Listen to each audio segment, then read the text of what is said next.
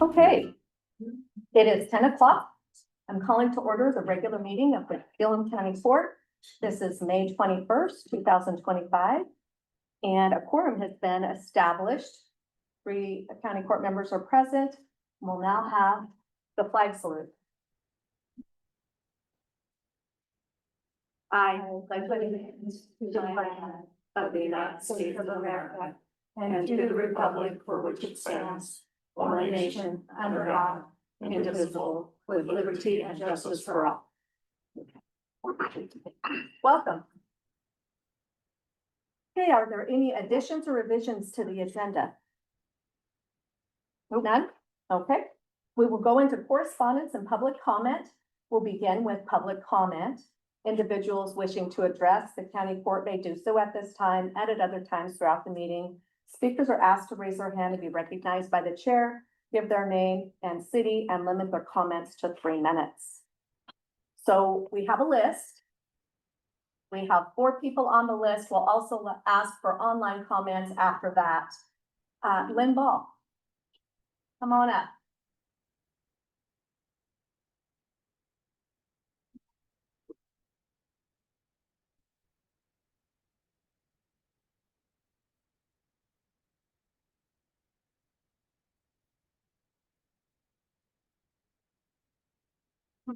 Right ones. Good morning to the court. I would like to thank Commissioners Leah Watkins and Grant Wilkins for this opportunity to speak before the court. And I extend a special thank you to our Honorable Judge, Chris Patnode. Before I make my remarks, I would like to say that my wife and I spent countless hours and contributed a significant amount of cash to support both the recall and the election of our newest court members. We still fully support both of them. I'm not going to read my letter to the editor, as it will be available in today's newspaper. However, I would like to share Judge Patnode's response to Stephen Allen and myself in regard to my letter to the editor and my counter response. Thank you.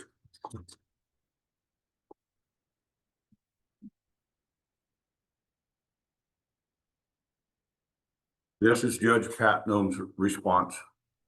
The bulk of the current strategic investment program, competitive grant funds, will likely be exhausted next budget year, 26-27. With the sunset of the Shepherd Flat agreement, the SIP agreement amount to over $3 million per year. So most of the grant funding we currently enjoy will not be available, but will roll into Code 4 property taxes. The concern you outline will take care of itself, because there will likely be only one more cycle of competitive grant funds as we currently know them. After the grants that are being awarded for the 25-26 fiscal year. Therefore, I must ask, what grant funding stream are you referencing?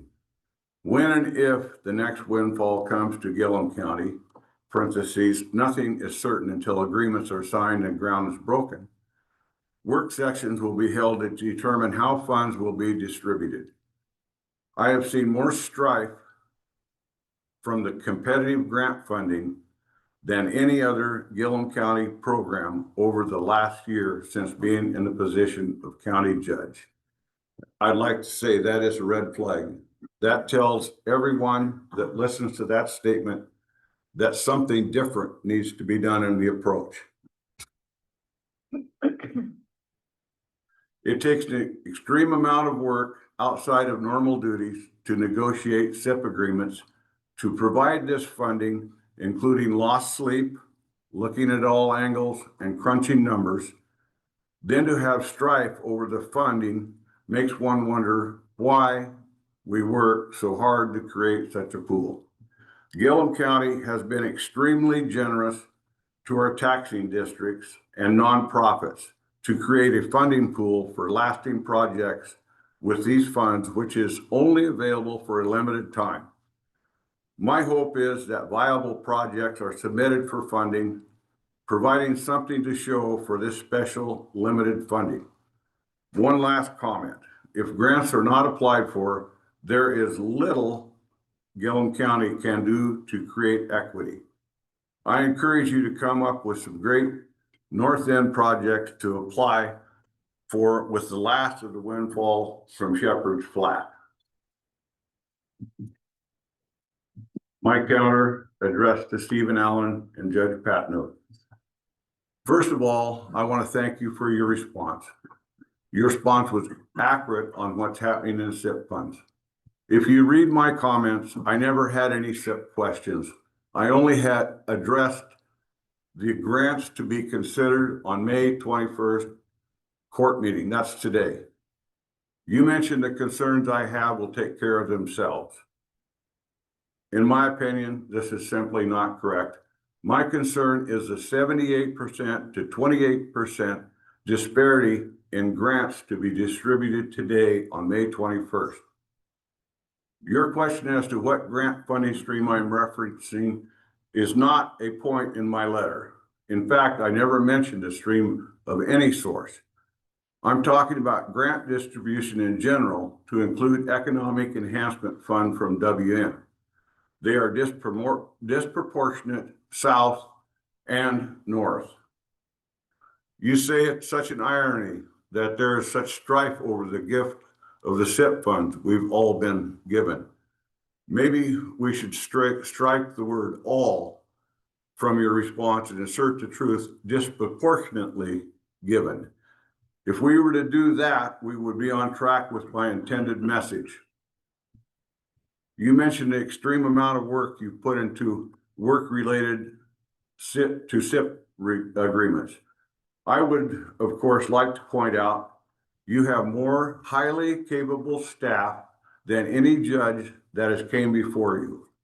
Personally, I'm happy that you have the extra help. I hear nothing but good about the staff. As to the generosity to our taxing districts that you mentioned in your response, my understanding is the state sets the rate on tax districts, not our county court. Am I missing something? You mentioned the court's generosity to nonprofits. I agree. The court is and has been very generous. Could you get me a breakdown on that, a dollar amount showing north versus south? Your last comment, if grants are not applied for, there's little the county can do to create equity. I refer you to my detailed plan I sent you and also read before the Arlington City Council, who, by the way, received the plan with enthusiasm. The email is dated February 24th and titled Gilliam County Grants and Their Historic Distribution to North and South. You read that, am I correct? Mm-hmm. All of you had that and read it. So that kind of answers two or three of the points that's brought up here on how the court has latitude to do many things, one of which is streamline, change, or fix disparity. Mm-hmm. So that's the end of my comments. Okay. And thank you very much. Thank you. Okay, next, Sean Troutman. Does he want to speak? No, I got put on the wrong list on there. But there, I'll wait until if you have questions later on with that. Thank you. Tiffany Wilkins, did you want to speak? No. Okay, and Dr. Jonathan Foss. Do you have anything to say? Just happy to be here, incoming superintendent for Arlington School District, and very nice to meet you all. So welcome. I'll be coming more often. Great, thank you. We meet here the third Wednesday in Arlington of every month. Okay, so do we have any online comments? Mm-hmm. No. You have a thingy on the middle of your screen up there. I can't read it. I'm sure I don't know. Yeah, thank you. No. Okay. No online comments. All right.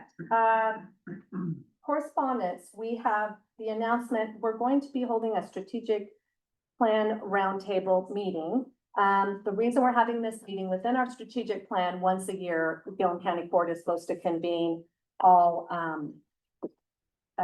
taxing districts, other entities that are affected, by decisions of the county, and this will be July 8th. And one of the topics is going to be, we will be beginning negotiations with Amazon. We need everybody thinking about what we need to be asking for in round figures so that we will have one shot at our ask, and the more people talking, thinking about this, the better. So it's time for us to start thinking about that. I think if we are doing all of the thinking and decision-making, that's the wrong approach. We have to get everybody at the table to help us not miss anything with this chance. There is documentation in your packet 3.2 under discussion of the broadband funding. Things are changing. We have, there's a pause that's placed on the funding. It's coming down from the federal government. The pause could result in significant change to the program requirements and evaluation criteria. So it sounds as if there could probably be some different types of internet as part of this, as opposed to fiber. So what's going to happen is that Anya is at the first meeting in June that Nick Green will be here, and he's going to update us on that. Yes. So that is the status for the BEAD funding at this time.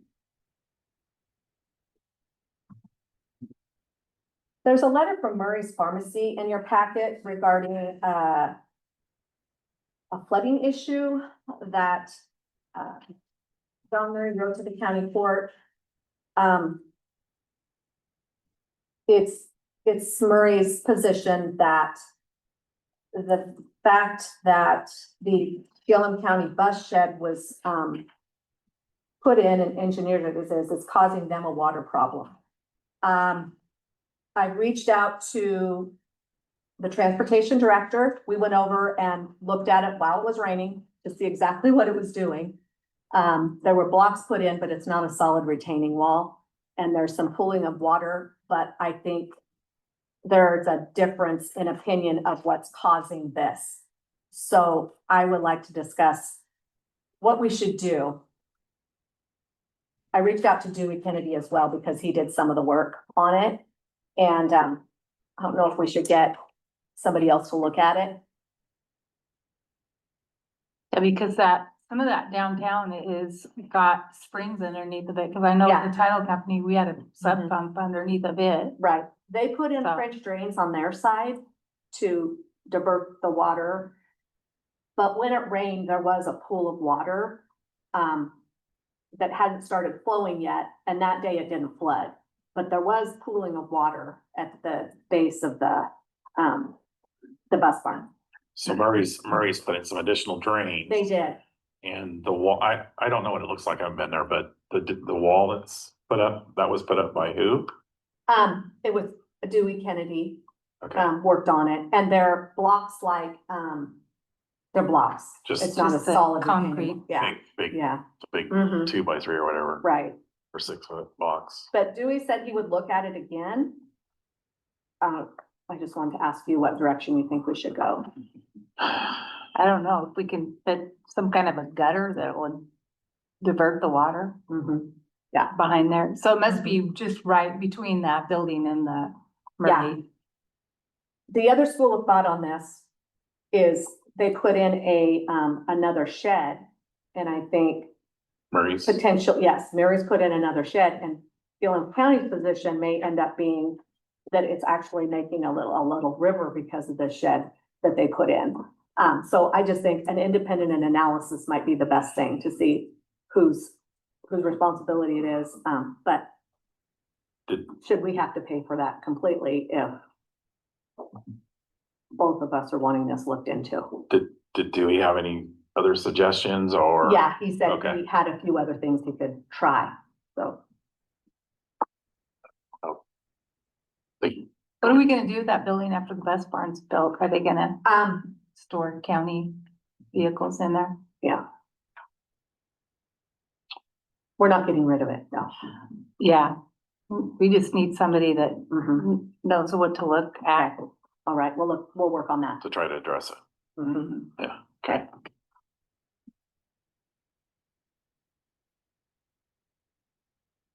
Okay, we will do that. Let's see. Gilliam burn ban notice. Burn ban goes into effect June first, is that correct? I don't know if that is. Yes, June first. Just making sure the community is aware. All right. Consent agenda. Regular meeting minutes from May 7th. How are the minutes? I have a statement on clarification on my thoughts. I just wanted to make sure, because I think it was confused a little bit. The minutes state that Commissioner Wilkins would work with Anya to get a meeting together to start talks, including north-south fire and ambulance. Sheriff Betancourt suggests talks need to be about future and what we need to start planning now. My commissioner position, I want to make clarification that I've met town halls with Senator Wyden, Merkley, and stressing my concerns about emergency medical services, ambulance staffing. And I wanted to clarify that. I think some of the confusion was I met with Shannon Kopic, I think it was the 30th of April, to see about their grant funding that their shortfall for the fire district. And I actually visited with Casey a little bit there that day too, but my commissioner position is my concern, and I think my task should be emergency medical services only, not fire. So I think there was a little, Okay, so I guess, first of all, do we believe at the time the minutes were written, was that an accurate statement? I mean, do they need to be amended before we go on to the issue of who will manage those meetings? well, I guess my intention was EMS only, not fire. That's where I'm coming from. So Okay, how that came about, I might have been making some notes, but anyway, okay, I don't know what the court thinks, but. all right. Let's just go, if there's going to be a motion for an amended minutes, you can do that when we get to the point of approving the consent agenda. So we can just go on from the rest of it, and then you can decide if you want to make a motion to amend the minutes. I If you think, believe so it the happens question less is, than that. EMS is it both medical and fire Mhm. technically? Yeah. See, I'm So- looking at Katie. Well, I think if we get through the consent agenda and the minutes issue, then we can talk about, when we're done, Yeah, what we're gonna do going forward with the meeting. So. Okay. So 4.1 is the minutes. Consider approval of amended funding for Condon Food Pantry. Consider approval of amendment to funding agreement for Arlington Health. Both of those, Anya, did those both have a $2,000 increase? Yes. Okay, from prior. Yes. And what happened there? One entity asked for an increase, so we offered it to the other, to be fair to both entities. Consider approval of amendment to funding, consider approval of intergovernmental agreement for Condon School District for Library Services. This is an ongoing agreement. And consider approval of Amendment 16 to Oregon Health Authority Agreement for Financing of Public Health. We receive several of those a year. And consider approval of agreement for USDA Wildlife Services.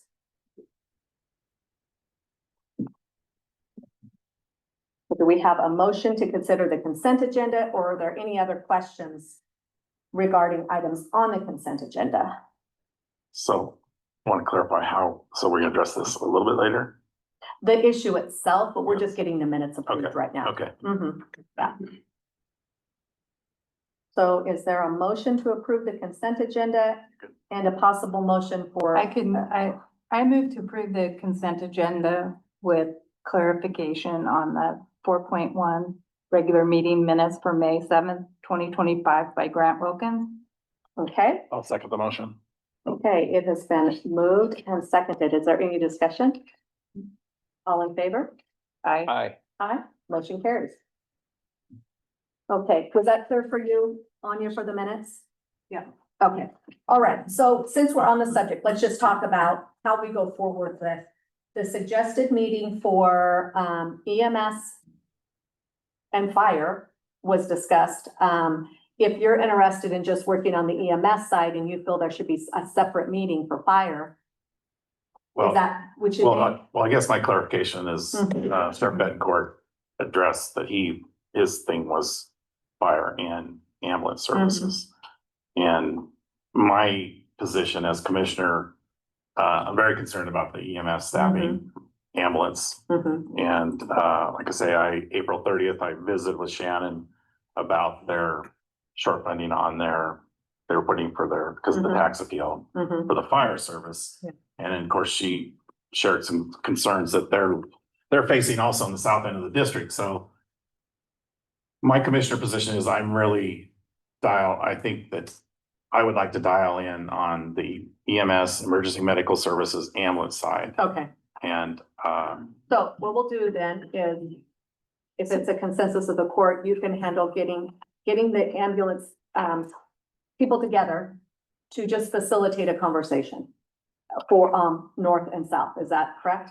I think that's, my position is, I think that's one of our immediate concerns coming down the road. Okay, so then fire.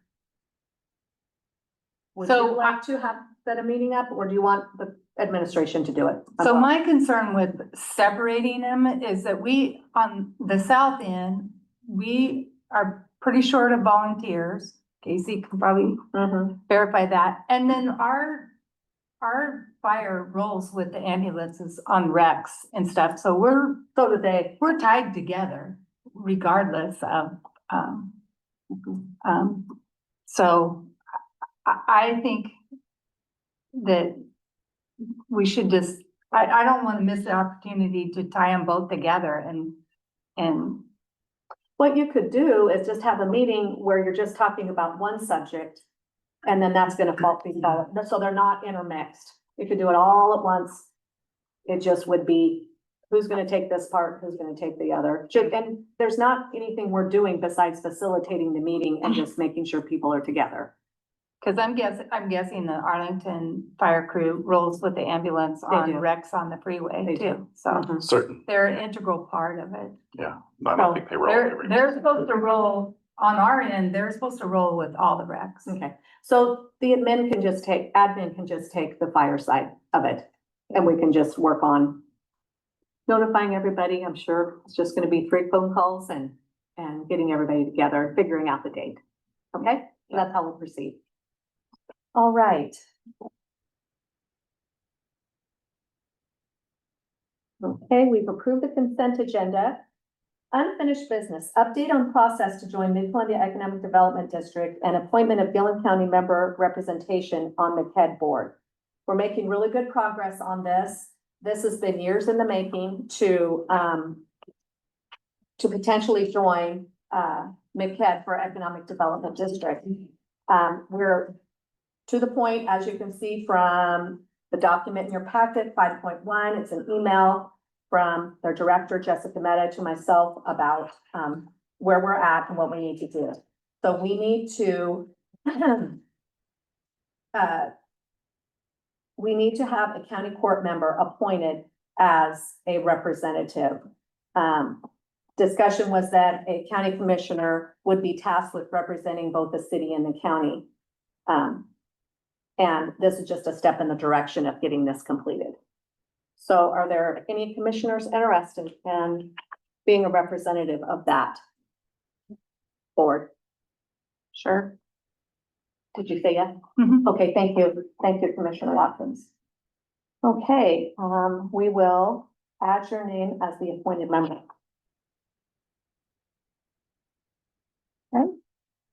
So reading the letter, it looks like that everything went through with the state of Washington to approve. Yeah, I just finished up an addendum to add conference, secured a letter from the Washington governor, so that's good. They've worked with GIS. We helped with that for our assessor's office. So it says the goal is to submit everything by the end of June, so that's great. Okay. Yeah. So I think it would be probably best, in case this is that later, that we have a formal motion for your appointment. I will make a motion to approve Commissioner Leah Watkins as the county representative to the MCEDD board. I will second the motion. It has been moved and seconded. Is there any discussion? Oh, none? Okay. All in favor? Aye. Aye. Aye, motion carries. All right. Okay, consider approval of intergovernmental agreement for Arlington School District and Condon School District to fund a dual high school college credit program. Would you like to say anything, Mr. Troutman? I just want to once again thank you again for taking this opportunity to help our students and try to give them the best opportunities.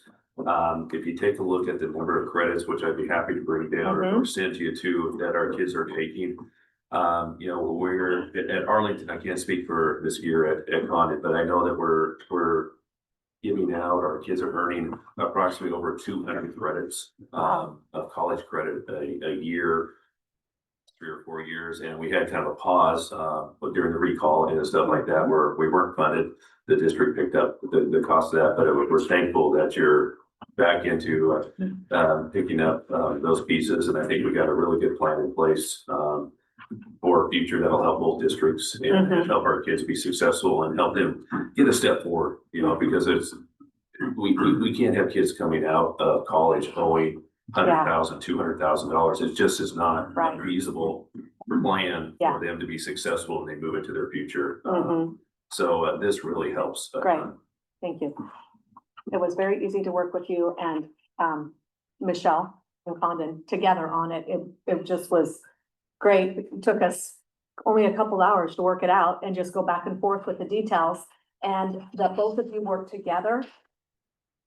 It's a $60,000 IGA, but the way we wrote it, it's between Gilliam County, not individually between each school district, just the 3 of us in the IGA. So that if one district isn't utilizing their portion with agreement by the other district, they can pick up more credits so that we don't leave credits for students who are interested in college classes sitting on the table. So I like the cooperation and it works well. So we think it's going to work well. We hope it does. All right.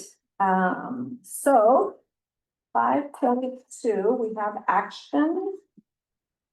Do you have any? I move to approve the intergovernmental agreement with Arlington School District number 3 and Condon School District number 25J to fund the dual high school / college credit program as presented. I will second the motion. It has been moved and seconded. Is there any discussion? All in favor? Aye. Aye. Aye. Motion carries. And I just want to clarify that some of these dollars are civic discretionary dollars Gilliam County has. So I'm a proponent for these IGAs. I think they work well. So maybe going forward, we'll be creating more of these. Okay, new business. Consider extension request for Arlington School District fiscal year 25 capital investment grant. 6.1. Okay, they're asking for a request of an extension. 60 days. And this is for their housing. We have a motion. I will make a motion to grant the extension request for the Arlington School District Capital Investment Program. Is 60 days going to be enough? Well, that's what they asked for. Is it 60 days? Yeah, when I talked with Larry initially, because when we first approved this agreement, it was prior to us making the guidelines, so I didn't have that leeway to adjust the agreement end date anyway, so it was the June 30th. They feel that they will be done within 60 days. Okay, thanks, Brooke. Yeah. Did you have anything else to add? Okay. All right. Thank you, Brooklyn. Okay. We have a motion. I move to. Oh, wait, Grant made the motion. I made the Oh, sorry. I'll second. Okay, it has been moved and seconded to approve the Arlington School District Capital Investment Grant, extension request. Is there any discussion? All in favor? Aye. Aye. Aye, motion carries. Okay. Consider approval of fiscal year 26 special projects grant applications. All right, so that is item 6.1. I do have an update from operational. Hold on, let me make sure. We're at 6.2, Sure. yeah, we're special project. About that, we're on special project, that was operational. So this is just a special projects, 6 point.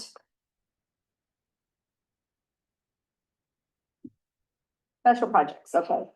The recommendation from the grant committee, and I do want to just start by commending the grant committee, the structure that we have in place is there's a grant committee that makes a recommendation. These are volunteers doing the best they can with the information they have to make recommendations for funding. Also, this particular pot of money for the special projects is derived from the waste management money. Within the waste management economic enhancement ordinance, the Gilliam County ordinance, it specifically states that there is south end special project money and north end special project money.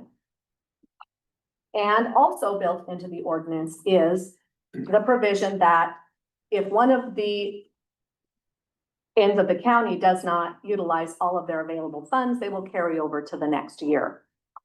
So the remaining balance on the north end special projects, if these are funded, would be $252,619. And the remaining balance for south end special projects would be $67,980.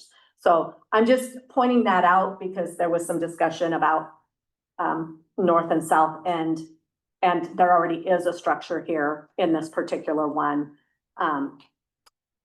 And historically, the north end money has built more than the south end money, and it's just the way it has gone. There's nothing wrong with the way it is. The money stays and grows. But I just wanted to point that out.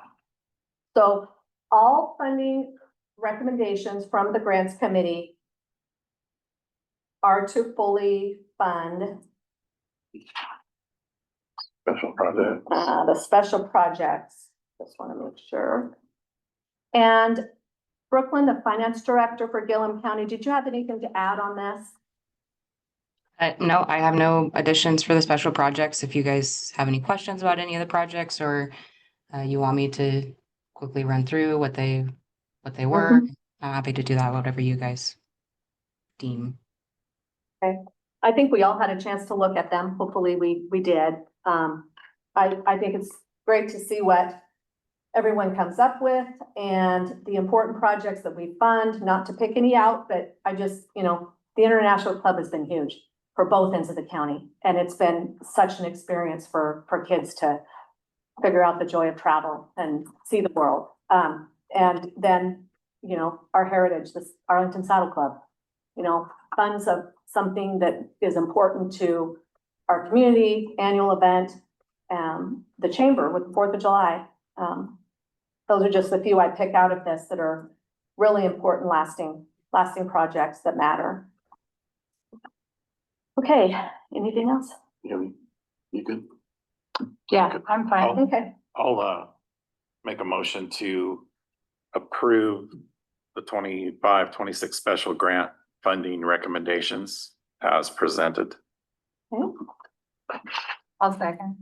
It has been moved and seconded to approve the funding recommendations for the special projects grants.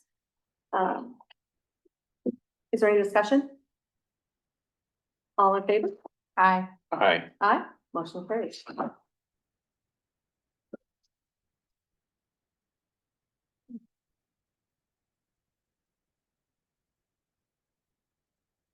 Six point three, consider approval of fiscal year 26 operational support applications. Okay, we do have a letter from North Gilliam County Health District. In consideration of the need to create a supplemental budget, the North Gilliam County Health District Board of Directors kindly requests that Gilliam County Court impose a 30-day hold on making a decision regarding the approval of the recent operational support grant submitted for North Gilliam County Health District. 30 days. Okay, so I'm assuming no objection on that. Thank you. I guess So the to second- clarify that this would not be coming into their budget this year. We don't pay these out until August. So there would be no need to do a supplemental budget for North Gilliam Health, I guess. Okay, she's shaking her head that that's what she would like to do is wait for the 30 days. Okay, Carrie Shadowitz. So we will put it on hold for 30 days. I just want to look at the next date. So because you're here, the next Arlington meeting would be June 18th. That's less than 30 days, but would you like to do July, the first week in July? Okay. It's So- July 2nd. July 2nd, but that will be in Condon. Yeah. Okay. Do you see any concerns with that, Brooklyn, or just waiting? I guess just depends on what you guys decide to fund here, and if you're sticking it, that'll make your decision today harder and it will not Yeah, affect their FY25 budget, I guess, just to reiterate again. Not the way I'm, not my thought process, but we'll hear what everybody has to say. Okay, Okay, all right. Yeah, because I'm confused why, if it's not gonna fund till after the fiscal year, then, Well, it's not gonna fund till after the fiscal year anyway, yeah. but So, they have the reasons. Maybe their grant request would change, I don't know. Maybe she does, you don't have to say anything if you don't want to. Okay. All right.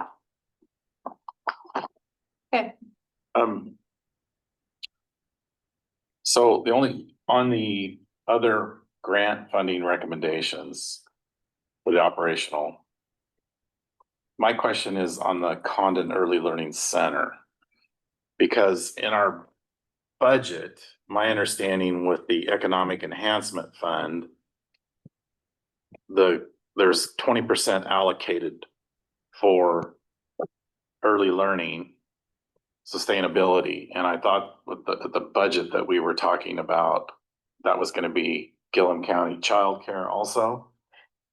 Right, And I get, these are my thoughts on that, and everybody can talk.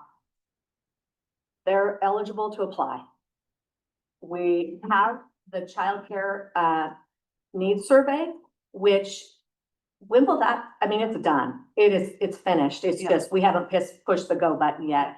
It's an online server. We have a QR code.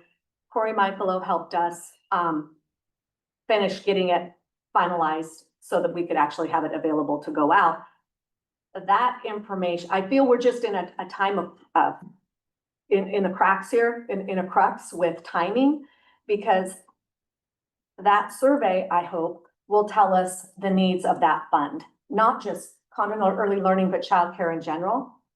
And so I just think we're in this period where we may have to do this a little bit differently, possibly, or maybe not. It's up to all of us to decide if we want to utilize that fund, regardless of the survey. But they had just as much right to apply as anyone else because they qualified. I understand that. I guess I'm just, my concern, I'm not against funding the Mhm. Early Learning Center. It's Mhm. just where we're Right. pulling the money from. Yes. And I thought that, Mhm.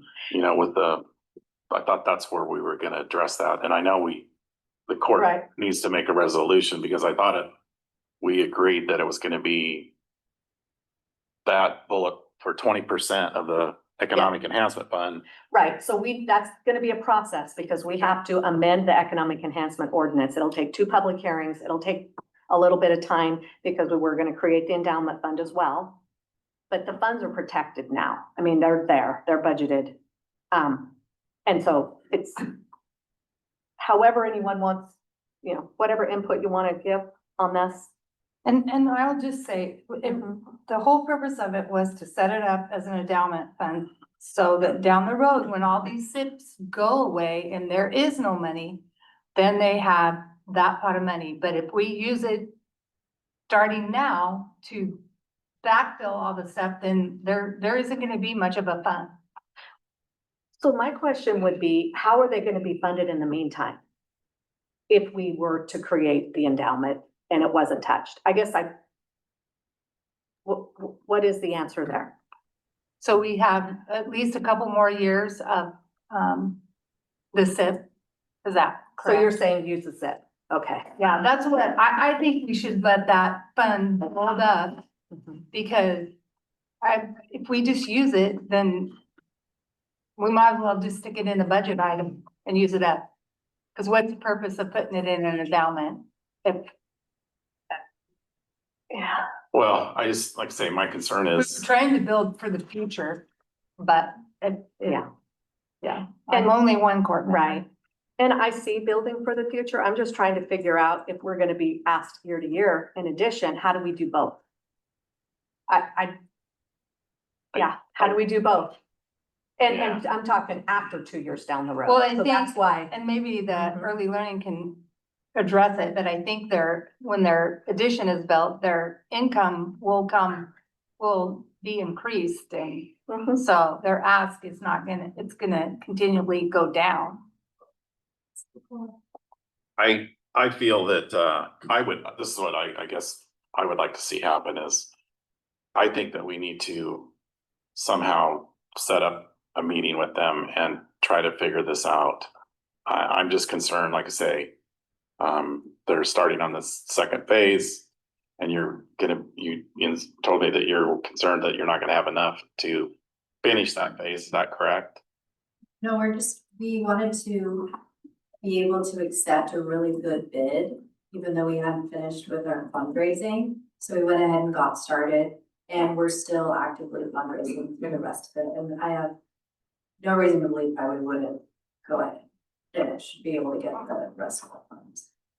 So, yeah, I guess my question was, I thought my understanding from you was there was still a gap to get it completely. There is, and we're talking with 3 different funding sources, and I don't see why we would go ahead and fill that gap.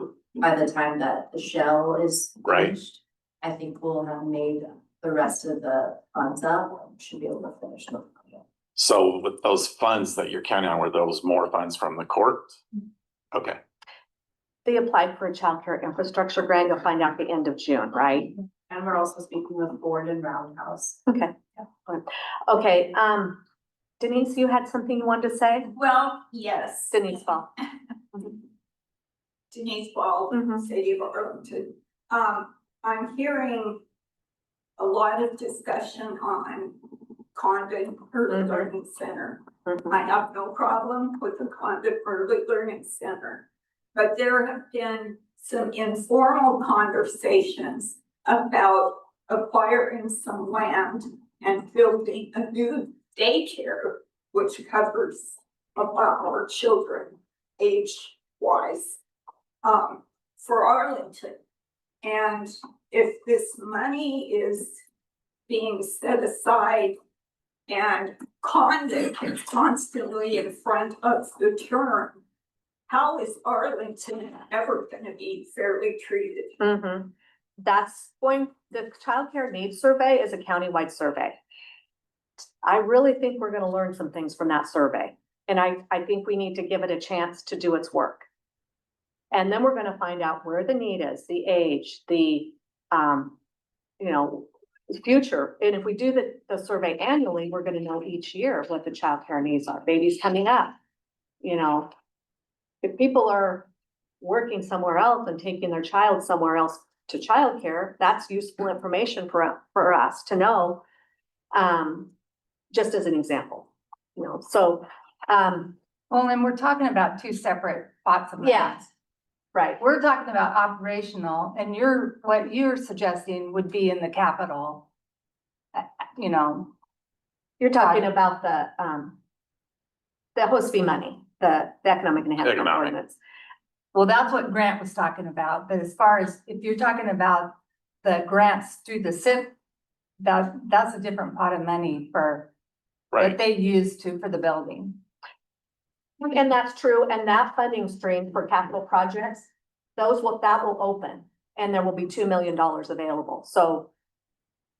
If they have a plan for a building and a location, I hope that they can present that and apply. So, Yeah, I'm just, but okay, so this is what I think. I'm just gonna tell you in general. We received a letter from North Health that asked us to pause theirs.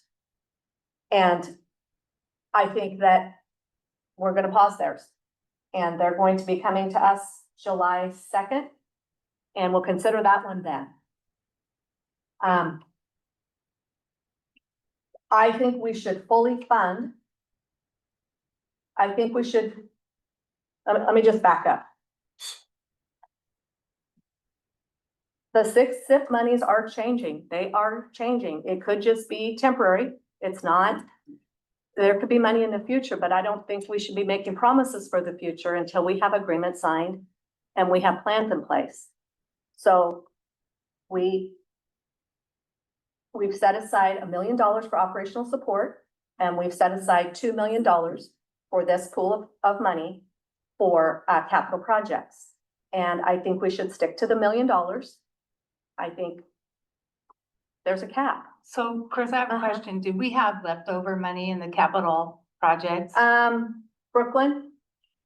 might have been from some extensions maybe. Yes, we have just over $1 million as of May 7th. So if I've awarded anything. So there's going to be about 3 million in that. Well, we budgeted 2. We did, Yeah. but we had leftover that rolls over. Oh, you mean the existing projects? Or do you mean extra? Well, because we never spent all of it from last year, right, Brooke?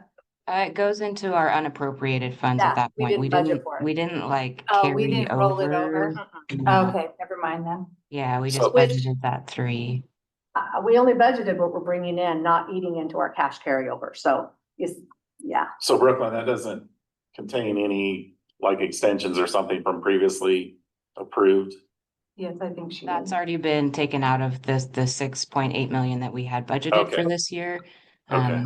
Our prior outstanding's just under 2 million to still pay out. So, and that was budgeted as well in a separate line item. So for this upcoming fiscal year, we have 3 million within that competitive grants line item, but we agreed to put $1 million towards operational support and 2 million towards capital investment for FY26. So that's a question, should we have not just put it in unappropriated and kept it and rolled it over just like the special projects are? Well, That because makes sense. we're gonna have, are we gonna spend the SIP funds down to nothing? Or are we gonna take the balance? There seemed to be some thoughts on saving some of that money. I think we need to have a work session before we award grants next year and decide, are we gonna have a greater vision for that balance than to just give it in as grants, because it's not the only way to spend the money. But did it go back into the SIP funds or did it just Yeah, go, It's to go back into the unappropriated? yeah, it's just unappropriated. Yeah, I think that SIP the last fund? few years, within 35, 235, that the last few years, they budgeted a little bit higher. There was big projects coming down the pipeline that they were well aware of, that they knew that they wanted to fund. So that line item was increased. With the roll off of some of the SIPs, that lowered our revenue within 235. So then we lowered what we would be pushing out. So this year, it clearly wouldn't work. Ultimately we could do a supplemental if you guys decided you wanted to do it that way.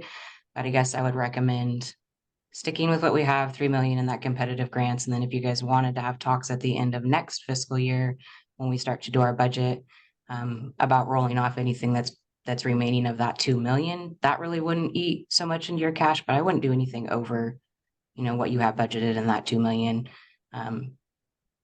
Just as Chris was saying, because our revenue has decreased so much, we don't want to start eating into our unappropriated funds so that 20 years down the road, we don't have what we're seeing now, because we have a healthy budget. That's a healthy fund for us. Not saying it's not, but And But we it does might just wanna go come back and up with a, unappropriate. a joint project countywide that we can do something really with a good chunk of money, with the balance. Or we could have an emergency. You just don't know what could happen. Yeah. So it just, my main concern was seeing more money spent than we were bringing in the SIPs. And I thought this, first of all, this has to stop or we won't have no money left. So. Do you have a question? I don't know, I wanted to say, as a builder, you know, I built things for years, decades. And the thing that we look at, cost per square foot. And as near as I can come up with on the early learning center in Condon, the cost per square foot is approximately 3 times the cost for a high-end home. We're talking beautiful flooring, marble countertops, walk-in showers, all that in a high-end home. The cost per square foot for this building is 3 times the national average for a high-end home per square foot. To me, that tells me something's not quite right. And I think that needs to be explored to find out what is the cost per square foot, the actual cost per square foot for this building, and why is it so high? And could have that money been better spent on a project of equal value as far as in terms of the education of the children? Now, there isn't anybody I've talked to that don't love the kids. We all love our little Gilliams, but we have to consider money when we do projects. Okay, thank you. I just have one more quick question. So with this support grant, I guess I'd like to sit down and meet and discuss to see where a plan or something.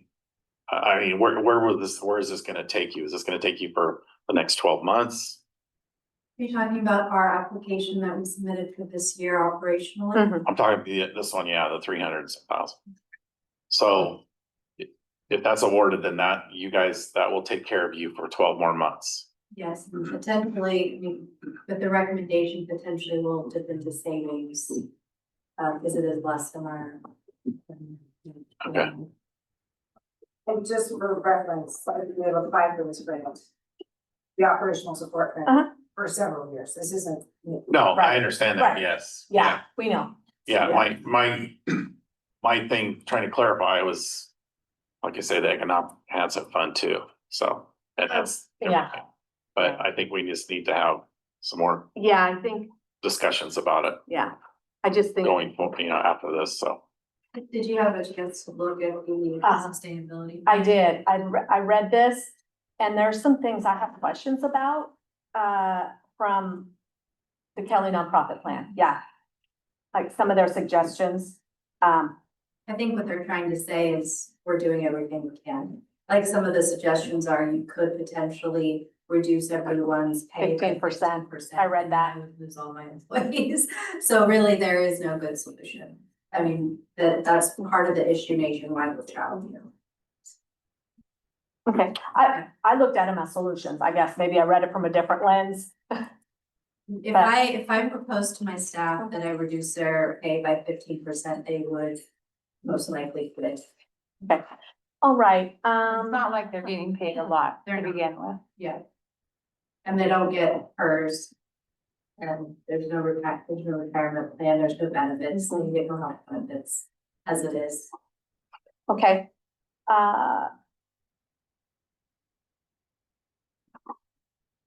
Either of you have any thoughts? I have a thought. Fully fund. And again, I want to commend the grant committee. They were faced with more applicants than dollars. And I also thought this might be a solution, but I don't believe penalizing entities who have been diligent and careful in their requests and thoughtful and reasonable, just because it went over. So what I would like to do is stick with the $1 million. And I'm gonna talk to the early learning first, so they're not worried, concerned. I think we should put this off to just talk about your application at the next meeting. Okay. Just, it's absolutely not a no, it's just, there's a lot of other things we're having to deal with here.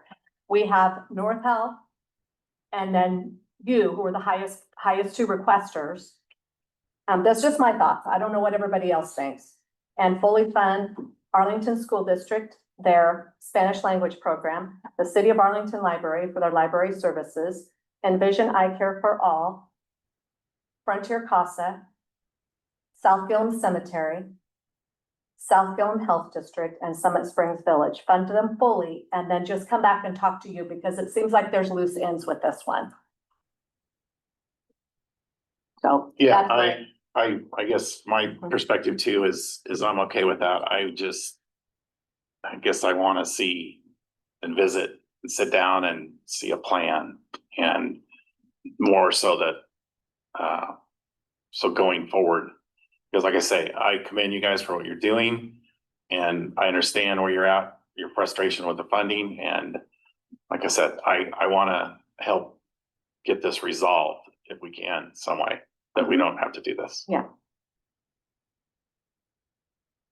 There is funding there. We're at your It's mercy. just how. Yeah, whatever Yeah. you like, we'd love to meet with you.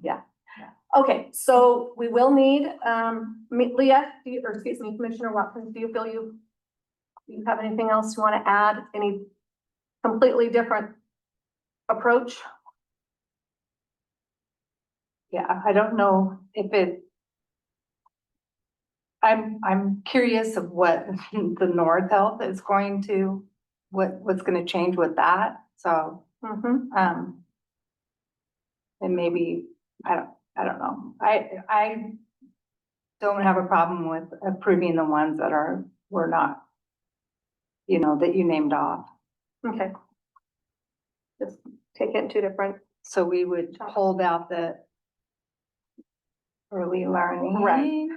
Then the North Gilliam Health District. Okay. Okay. Is there any further discussion? Is there a motion? Do you want me to name them off? Motion, yeah. I could do, we're gonna approve the competitive, operational grants in the following amounts. Arlington School District, 27,000. City, Full amount is the requested amount. Sorry. oh, we're not gonna do the 27,000? No, that's a reduced amount. Recommendation, Uh-huh. okay. Unless you make the motion how you choose, but that's what I propose, Oh. fully fund. There are, I guess, sorry, before we make the motion, there are two in there that are reimbursement basis. I just want to point, I don't know if that is still, you're also approving those on reimbursement basis, or if that is. The There's just two those that are two. reimbursement basis. Oh, One I is see. that Vision. The school. The school. Yeah. Yes, School district, and then the second one was Envision Eye Care. Envision Eye Care, yeah.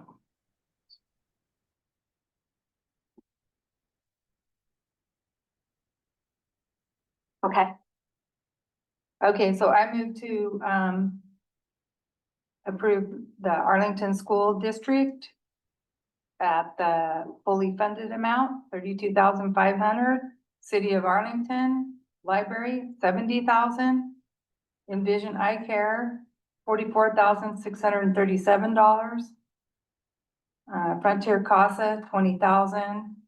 South Gilliam Health District, 10,345. South Gilliam Health District, 150,000, and Summit Springs Village, 200,000.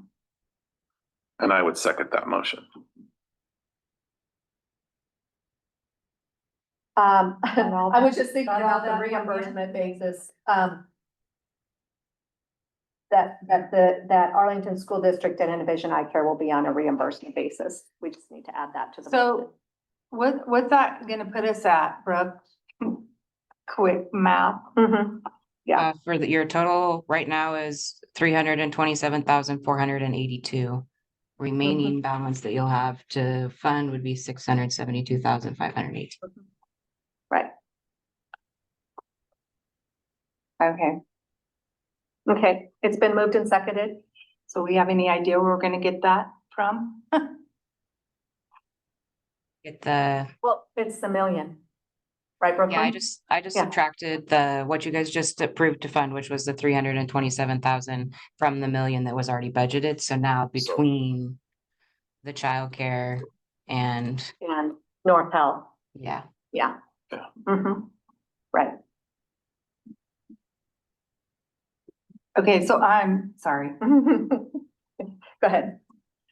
So cause the figure we had before was not fully funding them. Correct? I think I said 327, I meant 527. Yes, the first figures we had weren't fully funded to keep it at a million, but what we listed was just under 1.2 million. What you guys are funding totals 527, 482. So you'll have 460-ish thousand dollars to award to, To over $607 worth of $607,000 worth of requests. Yeah. Right.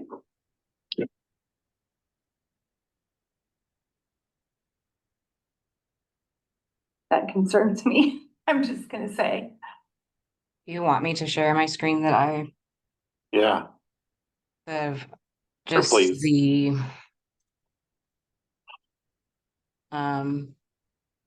okay, so we've kind of laid out, we have our grant committee recommendations. This is what it would be if we fully funded everybody at the request that they submitted, 1.198482.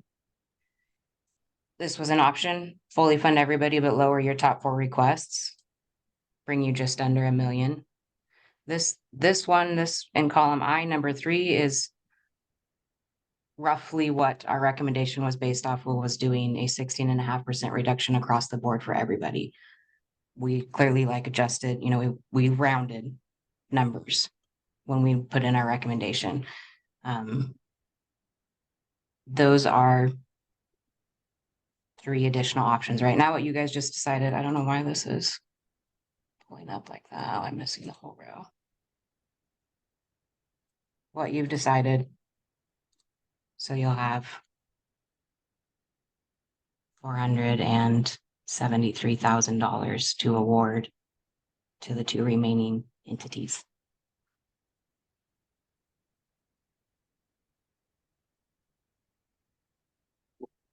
Yeah.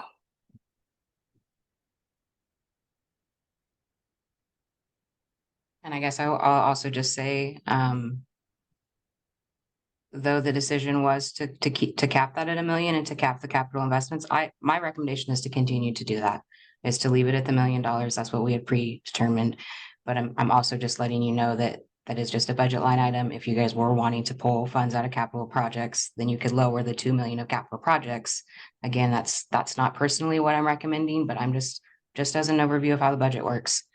That is something that's allowed within our funds.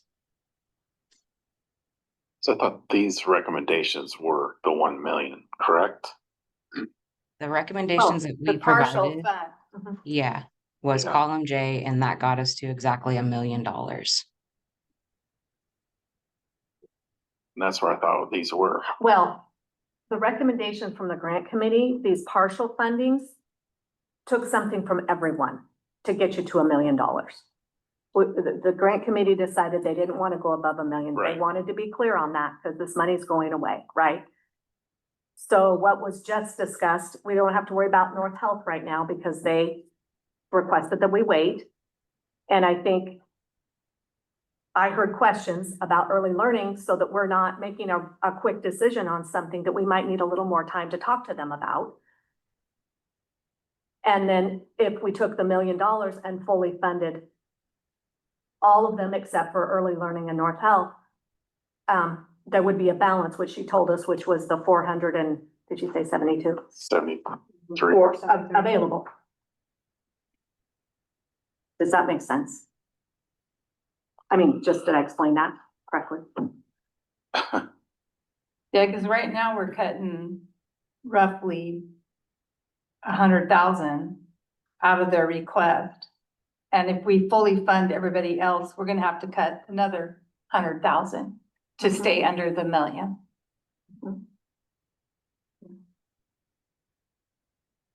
Just, So where do we cap our,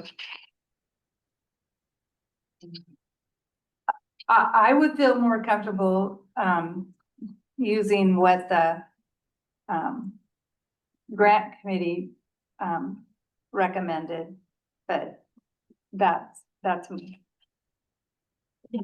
and cut from everyone? Yeah, because now we're gonna be cutting greatly from just two entities, depending on what the health district comes back with.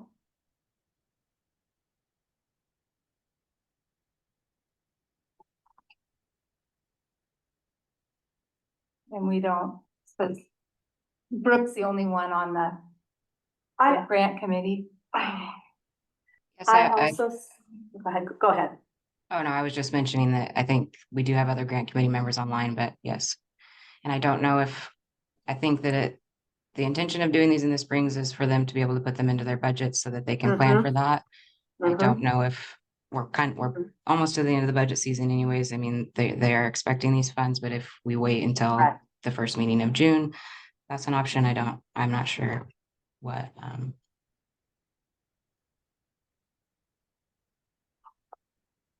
When I look, I'm just gonna throw out an example. And I don't like to do this because they're not here, but this is a positive comment.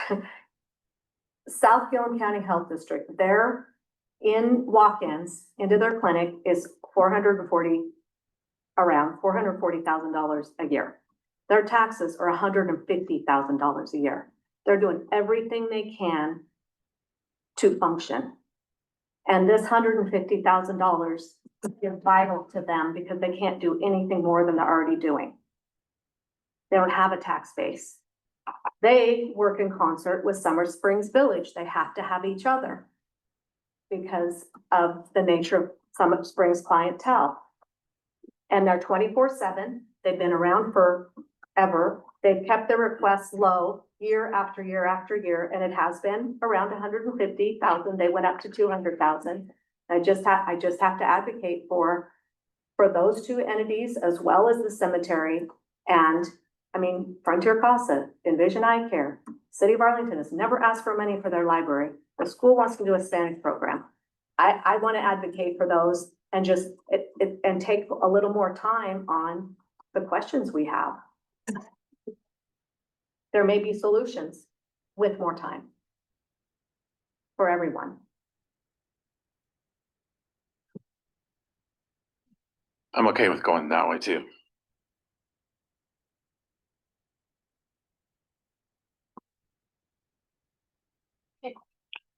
Is there a motion?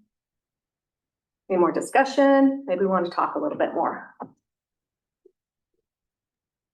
I think a big thing to keep in mind for you guys as well is that we are leading the state, the nation in a grant program like this. So we have to have grace with ourselves as we make decisions with funding like this, because we have nobody else to go look to for examples or other guidelines to go check out. Like, we are truly the leaders of this. So if you need to take more time to think about it, I think that the entities also need to be understanding in that aspect that this is a big decision. This is a big pot of money, and other entities aren't getting this opportunity to come and ask their counties for these funds. So if you guys were to decide to hold and take another 2 weeks to think about it, I would hope and I would expect that those entities would be understanding towards you guys as a county court.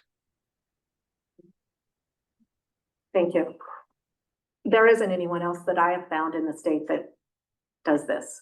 And so on one hand, it's very generous, makes it very difficult with your community, which you're close to. And it doesn't seem to be a model that's done.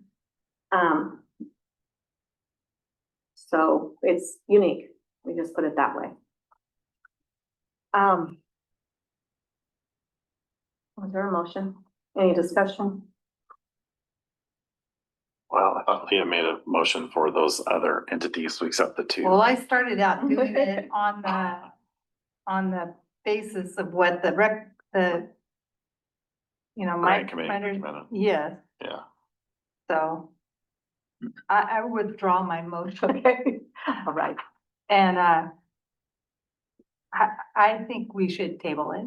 The whole thing? Yeah.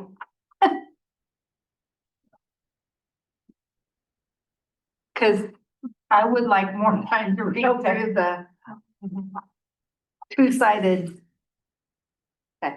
All right. Like I say, I think, the million's there and I think Mhm. I can, we can do this, but I guess we just need a little more clarification.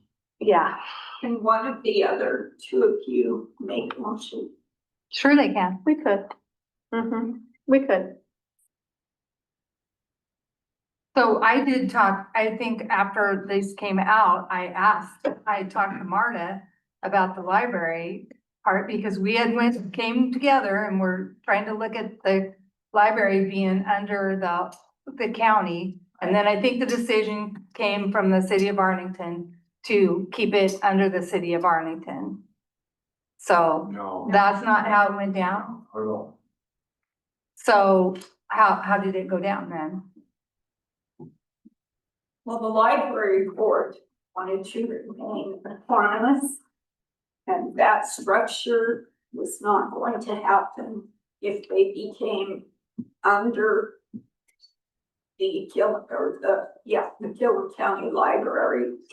And the city respected that. So when they decided not to pursue becoming another $250,000 burden for the county to fully support our library, I suggested for them to remain autonomous. It can't be under the city either. Maybe they apply for an operational grant so that they can have a full-time employee who receives benefits and retirement, which they've never had. So, but that person has to be ran underneath of the city's No, payroll? No, the city is not involved. because I thought I understood that the library was not actually an entity, It isn't. so, okay. Anyway, when I talked to her, she said that they would make do with the 58,000. I mean, it was better than, That's what Arlington always does. yeah. We say, well, we'll make do. Well, and it's not just Arlington that is on this cut list, so.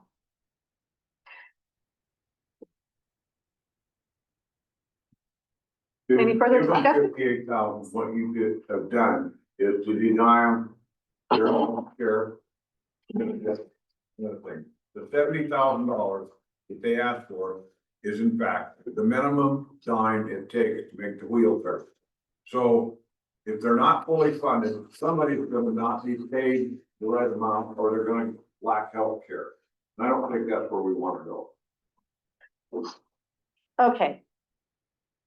I'm just gonna present my reasoning for my thought. I think you did a good job, Leah, of presenting yours. I think there's a lot of these that I haven't heard any controversy on. I shouldn't say controversy. I haven't heard any comment on.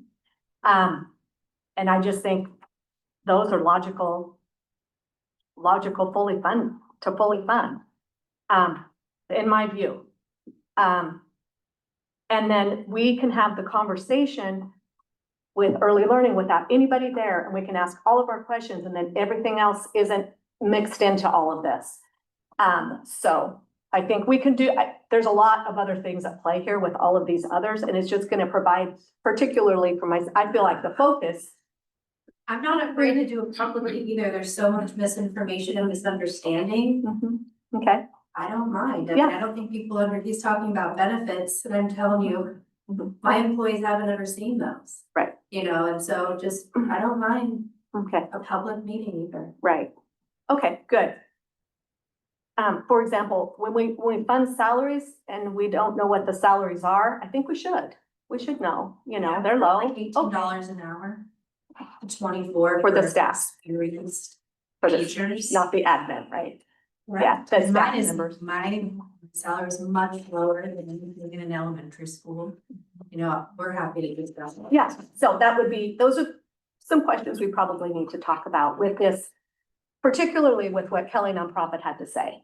I mean, it opened up a lot of questions for me, so, okay. Where are we going? We just wanna, I make a motion that we fully fund Arlington School District, $32,500, City of Arlington Library, $70,000, Envision Eye Care for All, $44,637. Reimbursement basis for Arlington School District and Envision Eye Care. Printer cost of $20,000. South Gilliam Cemetery District, $10,345. South Gilliam Health District, $150,000, and Summit Springs Village, $200,000. In operational support funding. so can Brooklyn give us that number where we're at though? And she did is $472,000. Okay. Right here, it's a- Okay, so, okay, so we're still, Was that the number, Brooke, was 527.42 for those? 527,482 is what is being recommended right now. From $1 million, what would be remaining in the operational support grant for FY 26 is $472,518. Which, when we come back at the following meetings, to be dispersed between your remaining entities.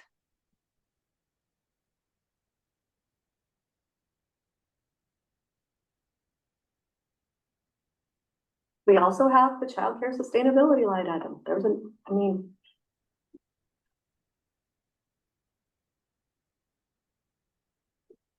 for additional, possibly. Yes, there I- hasn't been any, we budgeted for that. We created the separate fund, 328, I believe it is. There's a Mhm. separate fund for childcare endowment. We have an incoming line item for that transfer from the SIP discretionary, the 235. And then we have a transfer out line item, an expense line item, as we have to have for every fund in our budget. There, as Chris was saying earlier, there's nothing in the ordinance that speaks to how those funds are going to be utilized at this point. The funds are there, they're earmarked for childcare. However, we have not had any discussions as county court to figure out what you're going to do with that childcare endowment. And we will have potential data by that time because of the survey Yes, that we can draw upon. there's nothing that's saying you, I mean, it's budgeted, so you can, you know, if come January or whatever, you guys have worked through your work Mhm. sessions and you've changed the ordinance and you've had your meetings and your public hearings, Mhm. that then the childcare could come. And however you guys decide to disperse those funds, they can come at that point and request funds. But I think due to the fact that we have not made those decisions with the ordinance, that is where these operational funds are coming in. Yeah. And until those decisions are made, I think that these operational funds they're doing the right thing here, applying for these funds. I mean, this is the Absolutely. path that they were directed towards until that ordinance gets lined Right. up. yeah, I just wanna make sure that we can still address the two. And I'm not saying not fund either one of them, but Right, so, yeah. I would agree Have that options. that these their total requests together are 671,000 for the Condon Early Learning Center and the North Gilliam Health District. $671,000 of our $1 million budget. So now, yes, you're gonna have to find $200,000. If you're choosing to stay within that $1 million budget, you'll have to find $200,000 to take from those two entities' requests. What if the request would have been $1.5 million? What would we have done? I Yeah. mean, Yes. There's- unless we cap it ourselves, this can happen and we, you know. There's one comment on Okay. there from Sarah Kirby McNee that she would also prefer to have that meeting in public about the Common Early Learning Center, Oh, that's just like. what we're talking about, doing this in a public meeting.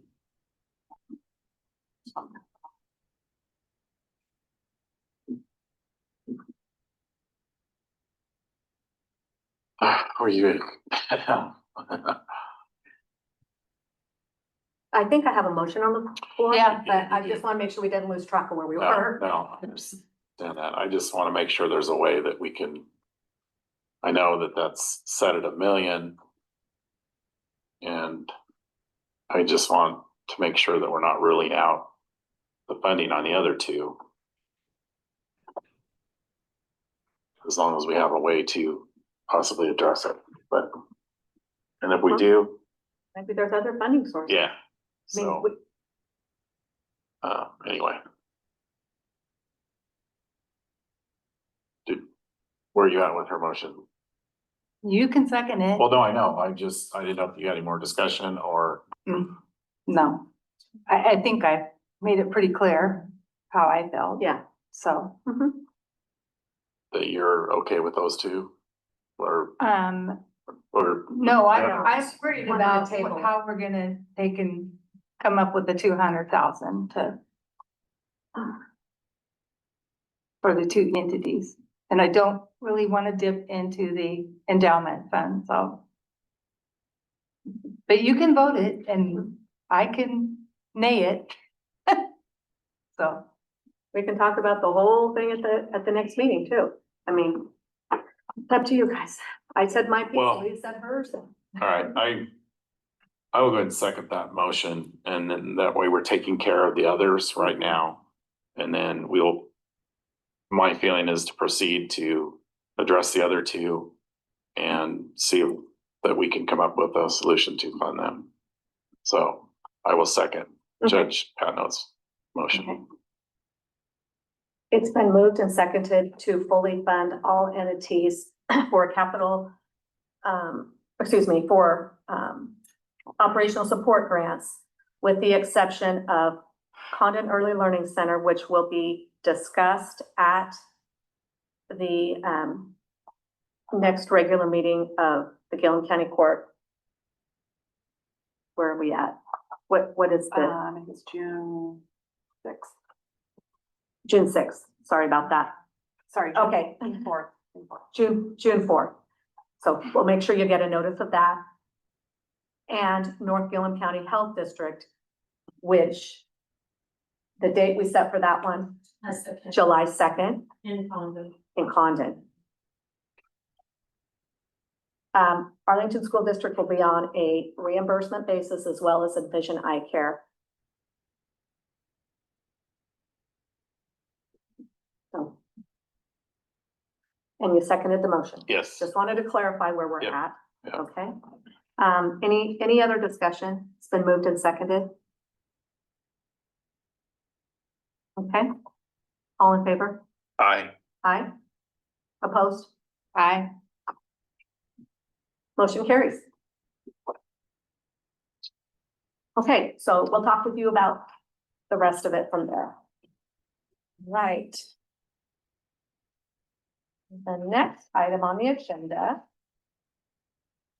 Consider approval of fiscal year 25 capital investment grant application, South Gilliam Rural Fire Protection District. 6.4. Okay, South Gilliam Rural Fire Protection District has requested $30,000 in capital investment grant funds. Do you have any questions about their application? This is for purchasing new PPE to replace outdoor dated and damaged firefighting PPE.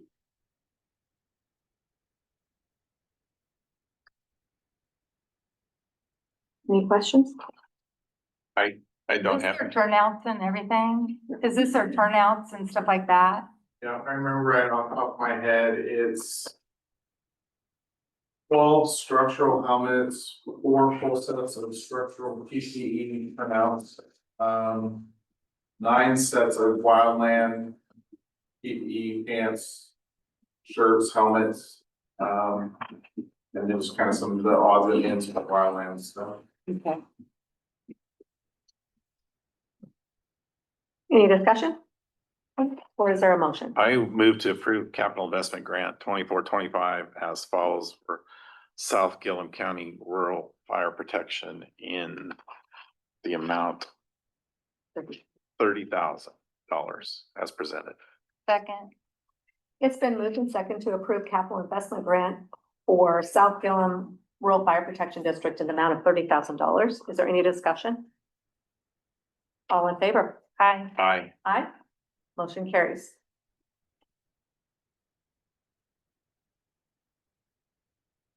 Okay, update on EDA Grain Lab release of covenant. This has been an interesting project.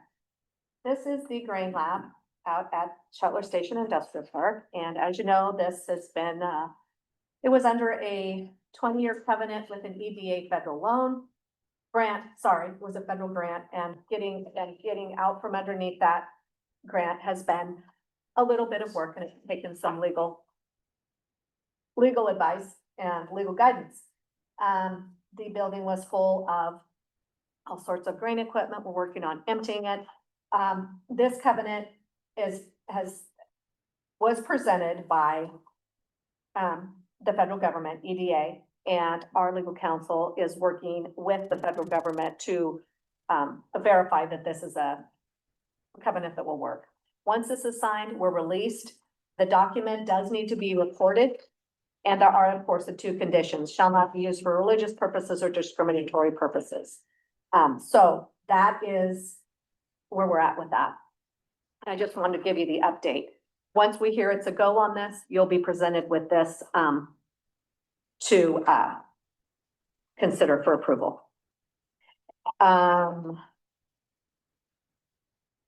Where we're at with, we have the list of items to surplus. We have Arlington School visiting today to gather some items that are going to be donated. And 4-H. And 4-H is going to use some of them too. So the list, it will be on public surplus. Is that the site of all the items, which is a national? I don't know what Public it's called, surplus, I guess, on okay. Public surplus. site. Yeah, and that'll be up soon, very soon, probably next week if it's not already up. Okay. And then we'll be getting rid of all of that equipment that's in there. And then the building will be available for rent. We have to have the release of covenant. We have to have the building emptied. We have to do some repairs and cleaning. We're researching fiber to the building because I think it'll help us market it to have good solid internet. And, anybody that wants to rent some office space, there'll be some. Okay, 6.6. Consider approval of position descriptions and personnel action letters, hourly to salary transition. So I have a question on the last one. Do we need to approve or recommend you to be able to sign off on this? Or we'll do it at the time? Let's just do it at the time. Okay. Yeah.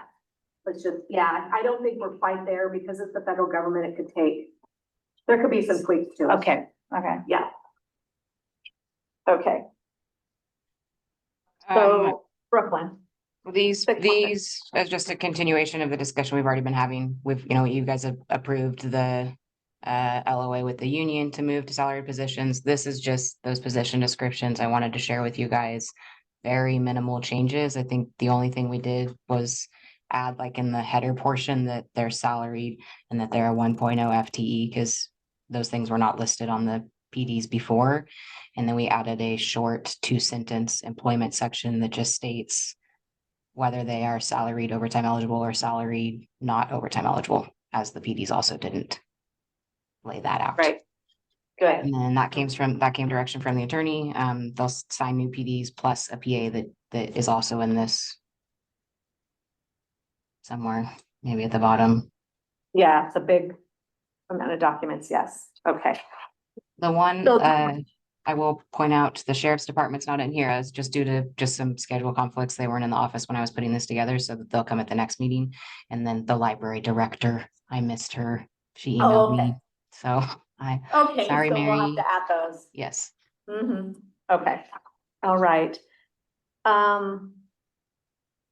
So So 6.6, there's a suggested motion. First of all, we need to make sure that we're comfortable with this and understand it. I am. Yeah. Yeah, I'm I'm good. good. All right, so there is a suggested motion on the second page, yeah. I'll move to approve the slate of position descriptions as presented. Okay, Second. okay, it has been moved and seconded to approve the slate of position descriptions as presented. Is there any discussion? All in favor? Aye. Aye. Aye. Motion carries. Next motion. I'll move to approve the personal action letters as presented also. Okay. I'll second. Second. Oh, I can second. okay. Go ahead. It's been moved and seconded to approve the personnel action letters as presented. Is there any discussion? All in favor? Aye. Aye. Aye. Motion carries. Okay. So 6.7, here we go. To do 6.9 first. Six Yeah, point this nine. is, Okay, we need to do this out of order. So 6.9. Okay, so the reason we're doing 6.9 first Oh, is we're yes. considering this part-time administrative assistant position first before the position descriptions, salary schedules, yes. Because if you don't, we don't, it's a moot point. The background on this is we attempted a community development HR position that we did not find a candidate that had the credentials we were looking for. So we decided it would be better to utilize the exceptional staff we currently have that has high level skills, Brooklyn Griffith and Anya Mundy, to do some of the higher level things. And a part-time person that the courthouse can share, that's an entry-level person that could do data entry, AP entry, work on agenda packets, help scanning, fill in an office where there could be a maternity leave like is coming up for someone, or other vacations to fill a roving person within the courthouse that could help everyone. So that's the reasoning behind it. Makes sense.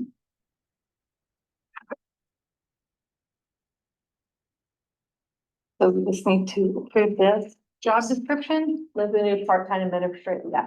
Okay, I move to approve the new position of part-time administrative assistant as presented. I will second the motion.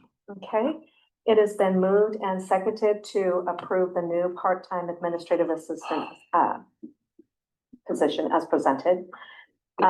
Is there any discussion? All in favor? Aye. Aye. Aye, motion carries.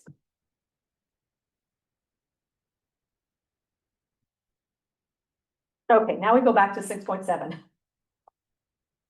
6.7. Okay, Brooklyn?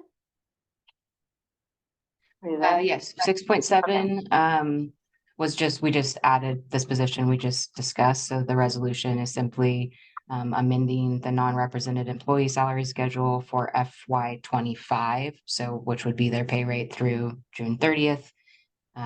They are listed under by the library and the facilities director. They're in that same administrators right underneath there. I thought I highlighted it red, so I apologize for that. But this is resolution R 2025-8. Does that answer your question, Leah, about where they're at? So, They're entry- yeah, the only question I had was that with the COLA, that is not, the 2671 is not over what the, office help for the deputy clerk or any of those would receive. That is the same salary level as deputies. Okay. Okay, Good. with the increase in the COLA. Effect, that'll come up in the 2025-9 for the next salary schedule will show the change for the new fiscal year. Okay, Okay, I'm good with that then. all right, good. Okay, do we have a motion for resolution 2025-09? I move to adopt resolution number R 2025-09 as presented. That was 08. Sorry about that. That was me. It's 08. Oh, 08? 08. Is there a second? I'll second the motion. Okay, it's been moved and seconded to approve resolution number R 2025-08. Is there any discussion? We're ready to vote? Yeah. Okay, all in favor? Aye. Aye. Aye, motion carries. Okay, and the last one is 6.8. Same thing, just for FY 26, just ensuring we get them in our official salary schedules.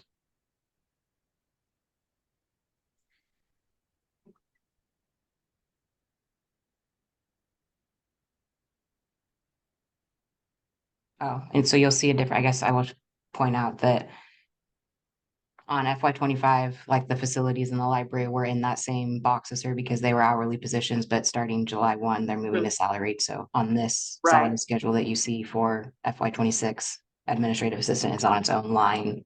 Yes, Because okay, everyone else moved to salary, so it looks a little that different. makes sense. That's why it's like that. Okay, that makes sense. And the reason we're covering this with 2 different fiscal years is the chance that we could have somebody hired during this fiscal year. Yeah, yes. Okay. All right. Is there a motion? I'll move to adopt resolution number R 2025-09 as presented. Second. Okay, it's been moved and seconded to adopt resolution number R 2025-09. Is there any discussion? All in favor? Aye. Aye. Aye. Motion carries. All right, we're down to the last one. You waited till the Hi, bitter Jen. end.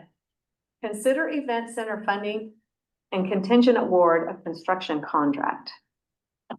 Fairgrounds Event Center. Morning. Morning. Morning.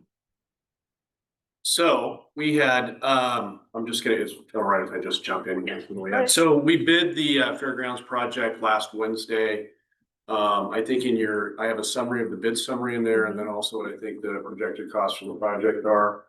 Can you give us, it's really not your job, but I can do it if you don't, just so that What do you need? Commissioner Wilkins understands the history of the funding. Oh, okay. Which it really isn't but I can. No, that's fine. I mean, Um, or I can tell you what my kind of Yeah. history of the funding is. So the Gilliam County Fairgrounds, the state had some money that came available a couple of years ago, that Gilliam County, the fairgrounds got, and was, I think the actual number is $1.277 million, $1.3 million. Legislative earmark or something. maybe? Yeah, it was something I think that. We got $1 million. And And then there was a 2.7 or 22. It was some number 77, divided by yeah. 36. Lottery, yeah. And it ended up being 277. Yeah. So there's some funding. So we started on this project really 2.5 years ago with this project. And so the project's kind of grown, it's morphed a little bit over time. But so what we have right now, I don't know if you're familiar with the project or not, but. No, I just know that I understand that there was some money that came and. Yeah, so roughly for this construction bid right here, it would be roughly on the construction side, it would be roughly 50%. Gilliam County and roughly 50% the fair board or that money from the fair. So the scope of the project is about a 3,000, it's just under that event center that will replace kind of the meeting room and the kitchen that's on the very west end of the exhibit hall right now. So we're tearing off actually the old kitchen and that meeting room because the floor is kind of sloped with bathrooms and accessibility. We're building a standalone building. And then we're rebuilding the end of the building and converting some of that space into storage for the event center, but we're treating them as 2 separate buildings. And then there is a grain bin gazebo next to it. It's kind of a seating area out where the old house used to be, or where recently the beer garden's been held after the fair in that area. There's also a windmill that's being donated. I think it's the windmill that's going to be donated from the Stone Ranch. It's going to be put on site as a kind of a decoration to improve the facade of the facility. And then we're making some pretty significant upgrades to the electrical system on site and data, because that's been an ongoing issue. And some of the electrical stuff is kind of a hodgepodge of antiquated stuff. And we're also setting this up because Chris Fitzsimmons, and I think the sheriff's, I'm not sure which entity is actually pursuing this, is pursuing a FEMA grant, because that fairgrounds has been used as a fire camp for our last two major fires. Sure. And probably before that, those are the ones I remember. And so there's some money out there for a generator. So we're trying to kind of configure this so that we put the generator in, we're teed up so that we can do some of the other stuff that's in the grant for that. And so that all adds up to the cost of the building. So we had, there's a third part here too. The third part is, and there was a bid alternate in the bids that came in on Wednesday that had, it was about $90,000, $89,000 plus or minus dollars to accommodate potentially putting some commercial cooking equipment in the space that would allow, and the reason, the thinking on that was really to allow in the future, if Senior Meals wanted to move up to that site, or if they wanted to have more commercial cooking operations, then they could. So what that involves is having a hood, basically a grease hood. There's no fryer, but there is a grill. So there's a grease hood, and then there's a stand-up commercial dishwasher, and there's a hood associated with that. So there's additional electrical and makeup, air, and a bunch of HVAC stuff. And so that was one of the bid alternates that we'll talk about here in a second on the website. Okay. So the bids were pretty close. We had the low bid, and I don't have the number, I don't have the paper in front of me, but the low bidder was on the base bid value was Bunch Construction, which is out of Vancouver. I'm working with them currently over in Sherman County on the Sherman County bus barn, which is the paired project with the Gilliam County bus barn. And then second place was Kirby Nagelhout Construction Company, which is doing the current bus barn across the street. But then when we start adding the alternates in, particularly alternate number 2, which allows us to put some new power, it's actually just for conduits, but conduits and data out to the announcer stand at the rodeo grounds, then Kirby Nagelhout becomes the low bidder. And I think that's one that should be done. And part of the reason for that, currently with the data set up at the site, that announcer stands a relay, but it's not set up very well right now. So relaying, the power's not great. And then there's a radio relay that would be nice to eliminate. So in front of the county court there's 2 bids that I'm hoping that we approve today, or approve one of them today. And the question, besides approving the bid and funding the project, is, do we do alternate number 1 and alternate number 2? And my recommendation is, of course, to do both of those, because I think there's value in doing both of those. And I think that I was pretty happy with the numbers that we got. I know that they're big numbers, but I thought they would have been bigger a year ago, I'm pretty sure. So I feel pretty good about that. And so I've talked a lot. See if you have any questions. So the only question, I know you're talking about the power to the rodeo announcer and stuff. Under the grandstands, is that fed from the old? So right now does that take care power? of it too? Yeah, I'm just curious. Well, so now we're going into the weeds here a little bit. So right now there is one service on site. So all the power comes in at the northeast corner of the exhibit hall, right across from the show arena. And then it splays out from over there. And it comes down, it actually feeds down Cottonwood to the corner of the event center, or where the west exhibit hall, and then it turns and it goes to the south to a pole that's on the south side of the midway. So right next to the track, right in the middle. And then from there, power goes to the office, and it goes to the grandstands. And then it goes to the grandstands, and then the power for the restrooms goes through the grandstands and up to the restrooms on the other end.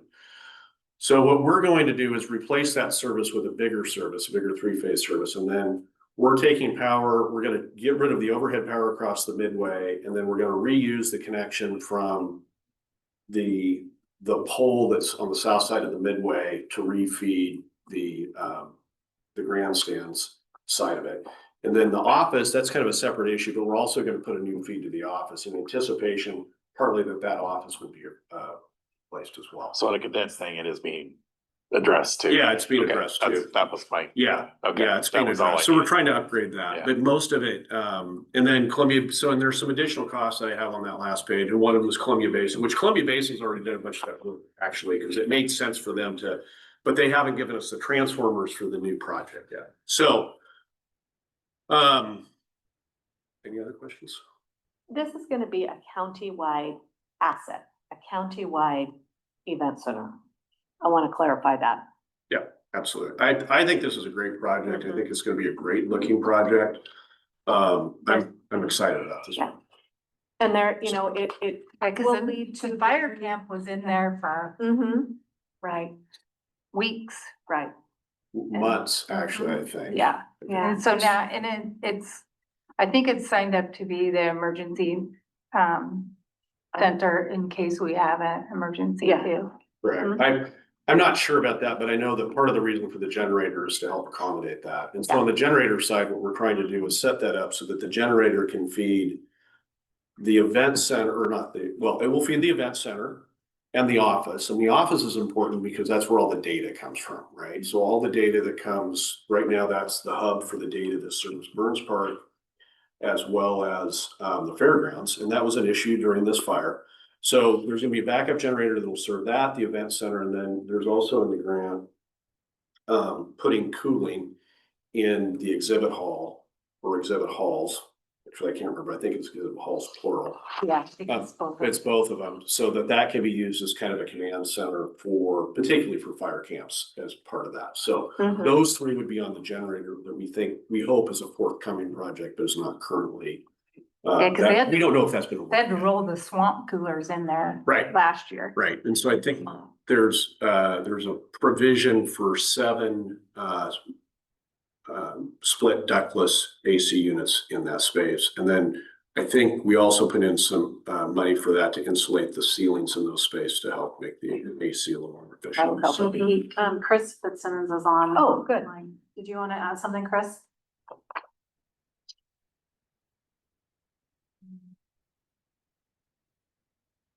I don't know why. We cannot hear you. I don't know what's going on there.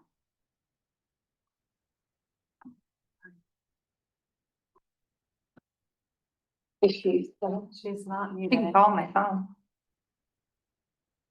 I'm not sure what's going on.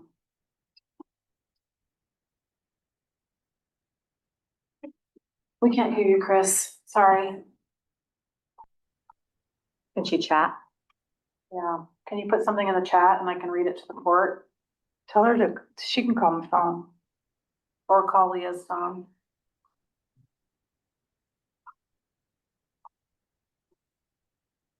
Well, I think that'll take the two ideas, What's that? the project to tear down and go up 6-8 months or. I think it's gonna be longer than that. We have a longer schedule than that. Really, my goal is to be done by Memorial Day next year. Can you hear me now?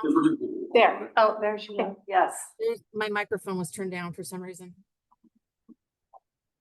So I just want to reiterate that the building has been used for many functions, and it's designated as a shelter, a reunification site. It gets used for fire base camp, and it's amazing how many times we've used it for fire base camps. And when we had the anhydrous ammonia leak, we actually opened it up for a shelter here not too long ago, and it gets used.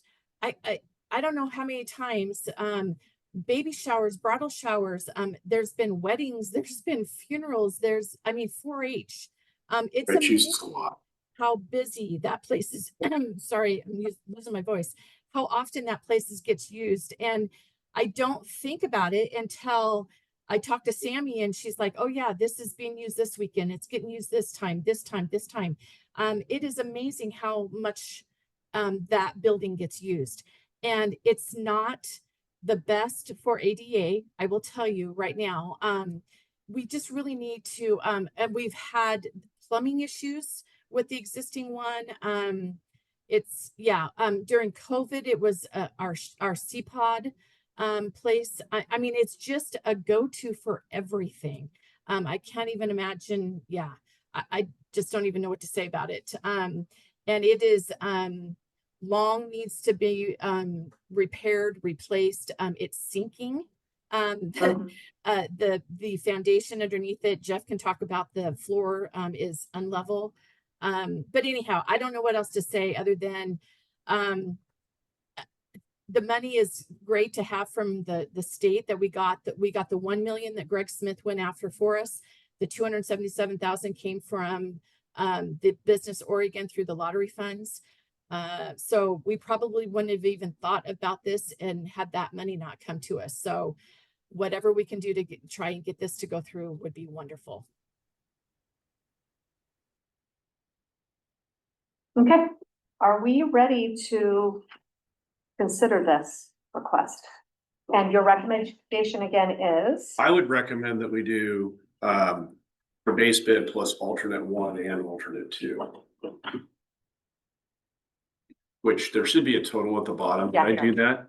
Yeah. Here. Just want to make sure when they make the motion, it's. Okay. So it's this one right here. This is That the would be total, right? 2.385 million. That's the one, yeah. And then we're gonna say this. So this is the base bid, and then these are the 2 alternates that are Okay. adding to it, and so K and CC would be the. Okay. So we want to include the base bid, alternate 1 and 2. Yeah. Correct. Four. Yes. Mhm. Are you, any more questions then? Nope. I also moved to make a motion that we approve the Kirby Nagel Hout Construction Company as presented for the base bid and alternate 1 and alternate 2 for a total of 2,385,000 as presented. Second. It's been moved and seconded to approve the bid from Kirby Naval House Construction Company.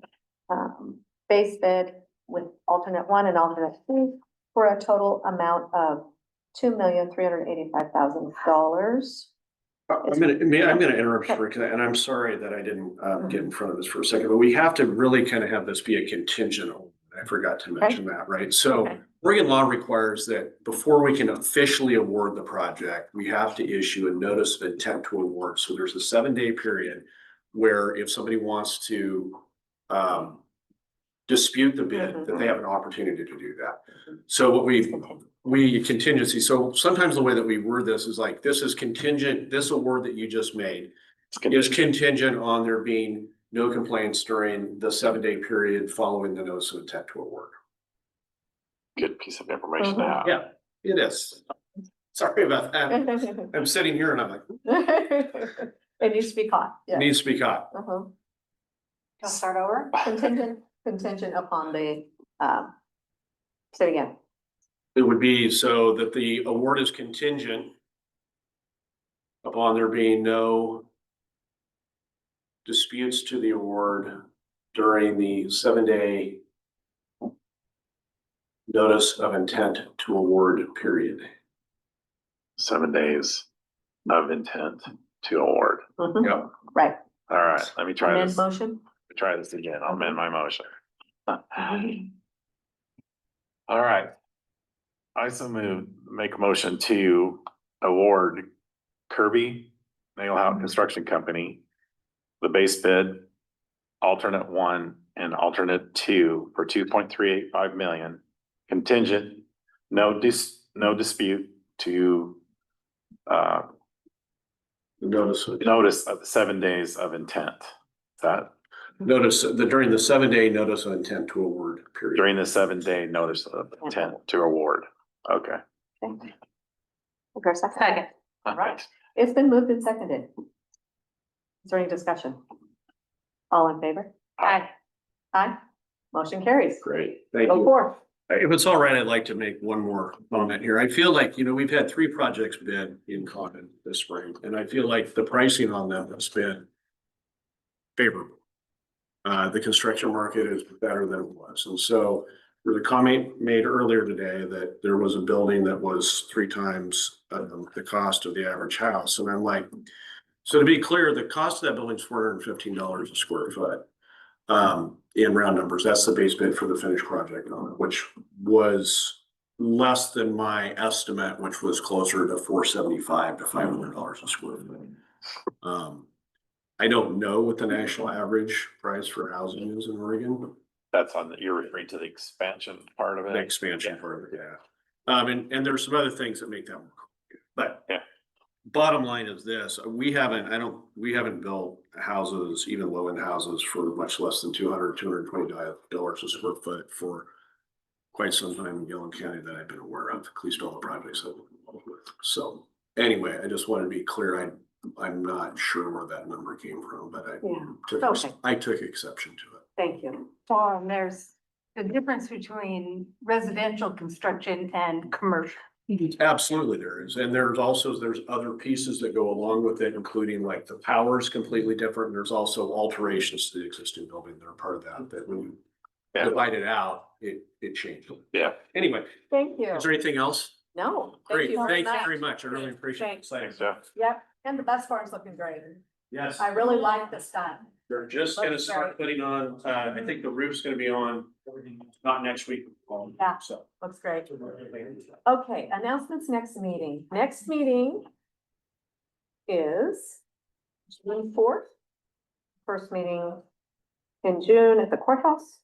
Then another meeting to note, separate from the second June meeting for county court, is a strategic plan roundtable meeting Tuesday, July 8th at 6 p.m. Oh, I needed Leah to hear. It's motion. Okay. So is there any other announcements? What was that second meeting? Oh, I just said the strategic plan roundtable. July, July 8th. 6 Mhm. p.m. in Condon, Yeah. right? Yep, upstairs. So in June, we'll be starting the fiscal triennial review for the Oh. public health, so be busy doing that. Mhm.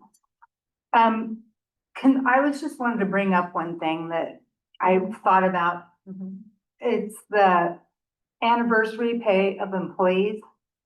Cause right now it's like starts July 1st. But I'll just give you an example of Anya. Anya didn't get hired till August. So she goes around to the next year and she has a year, but she doesn't get to have that year step up till the next July.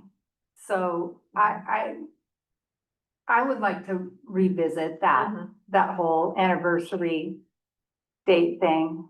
So instead of 12 months, it could be 16 or. Yeah. As it is now. And it's just like the county commissioners or all the elected officials that get elected in January. They go a whole year and a half before they actually get their year step up, but I really don't care about myself, but I thought about Anya, that, she was hired in August.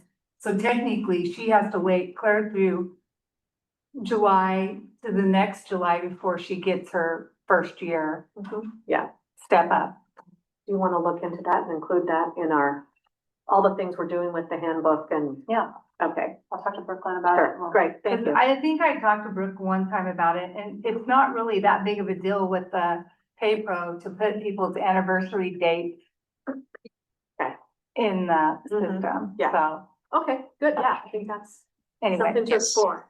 I think that the union has also brought this up as well.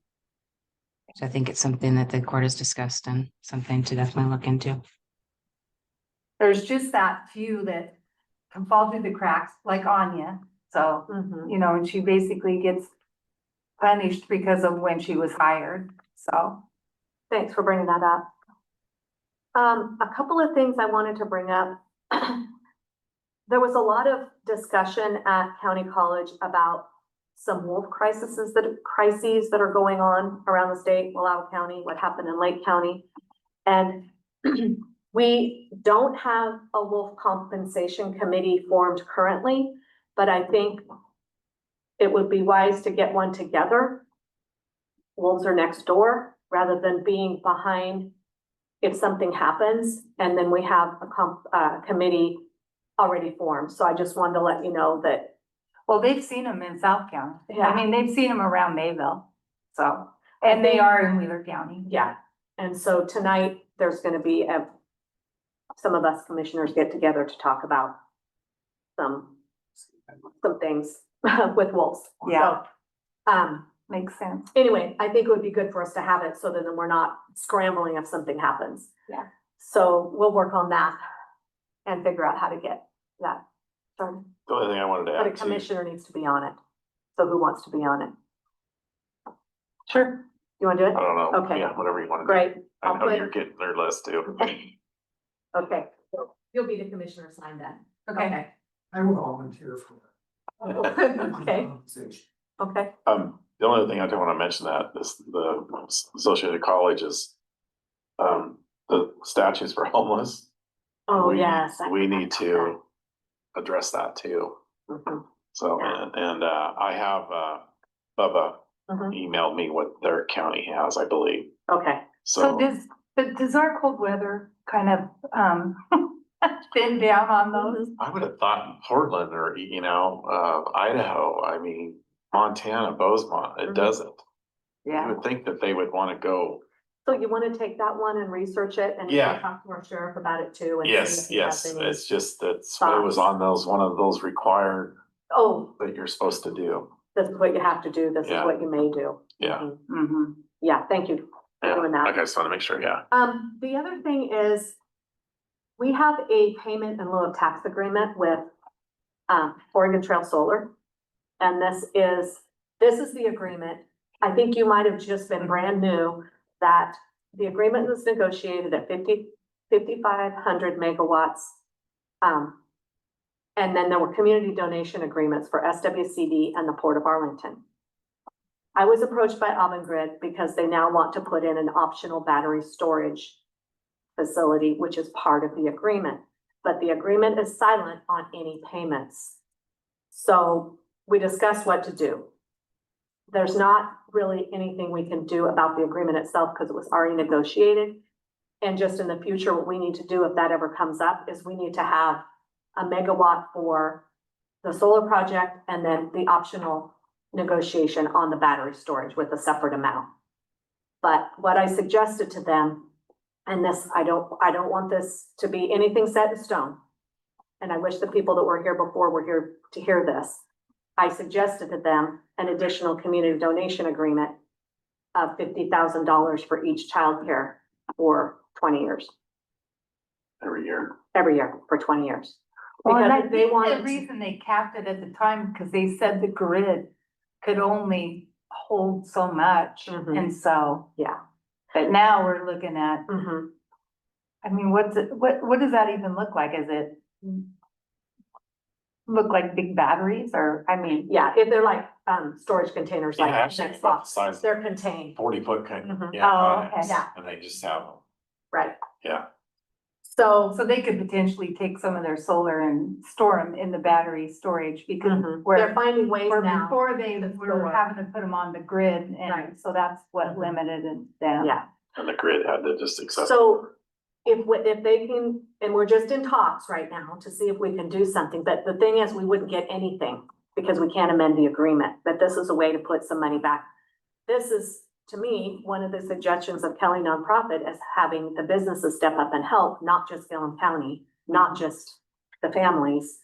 So we'll see where it lands, but that would be a Good big help. optics for them, Mhm, when they can mhm. Yeah. say, oh, we Mhm. donated this to the. Right. So anyway, that's what we're trying to do. And that's really all I have. And so it's gonna be, the battery storage will be on the same exact site Same where they location. permitted it for the other one? Yeah. Okay, And it looks like it's gonna start in 28. So cause I think, is it once they start the construction, then they that's have to when pay payments the, pay. yeah, Mhm. okay. Payments start, yeah.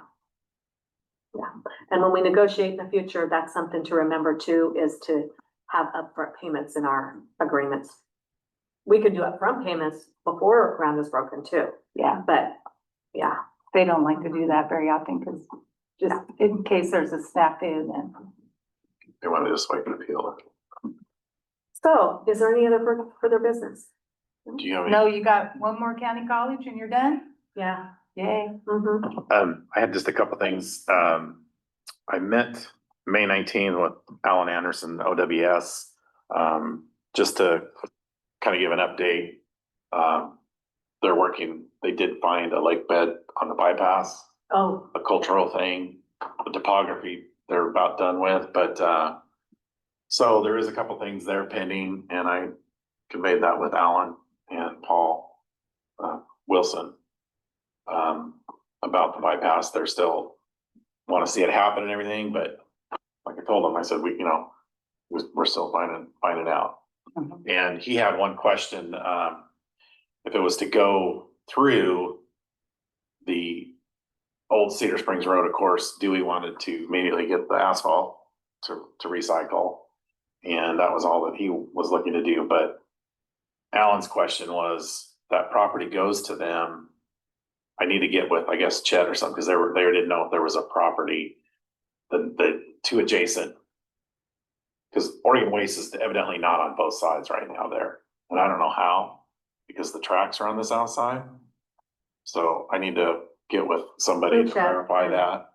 I think if you, just from working in the title company, I think if you take the road right away, you have to give it back to whoever was the original landowner. So if half of it's Oregon Waste and the other half's Hose Apple. That's their concern, I think. Yeah. So anyway. But it depends on where the property lines actually lie with, Oregon Waste. They could be all Hose Apple. but- Well, like I say, I just can't imagine those tracks being there on Hose Apples without some kind of agreement or something. Or Oregon Waste not owning that. Yeah, because Anyway. there's probably more like an easement with the railroad. Yeah. Through it.